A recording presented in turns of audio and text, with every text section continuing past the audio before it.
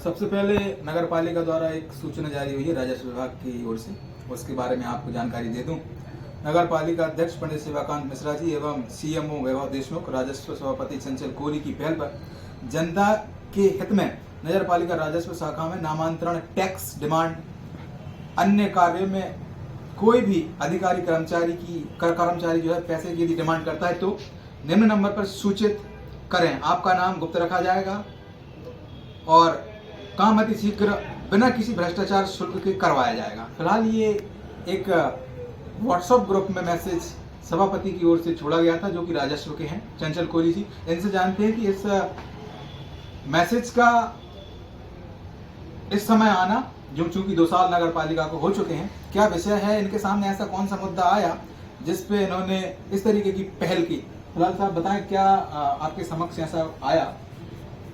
समक्ष पहले तो मैंने शिवाकांत मिश्रा जी और सीएम वैभव देशमुख जी के संज्ञान में यह विषय लाया गया है कि कुछ शिकायतें मेरे पास लगातार 4-5 महीने से आ रही थी।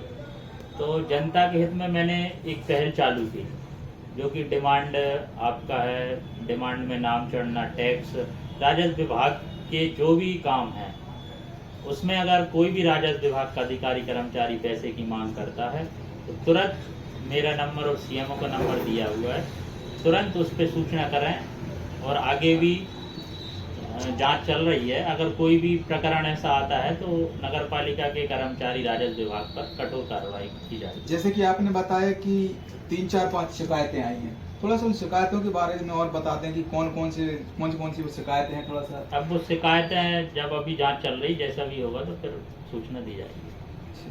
और कौन कौन से ऐसे मुद्दे हैं जो भी फिलहाल टैक्स पेयर के नाम पे हो, चाहे जो आप वसूली करवाते हैं राजस्व शाखा में, थोड़ा सा उनकी जानकारी और दें कि कैसे ये होता है। अब वो तो सब अलग अलग डिमांड में, किसी लोगों का नामांतरण नहीं है, नामांतरण हो जाता है तो टैक्स वो जो लग रहा है टैक्स शासन के द्वारा वो टैक्स लिया जाता है।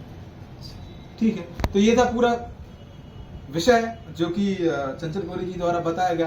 फिलहाल समस्या बात ये पर है कि 2 साल के बाद, भाई पिछले साल इनके आने के तदुपरांत भी ये विषय आ सकता था, लेकिन न जाने क्यों, मुझे नहीं मालूम, या हो सकता है कि अब जब इनके पास कंप्लेंट गई उसके बाद इनने इस विषय को लिया हो, सबके समक्ष भी रखा हो।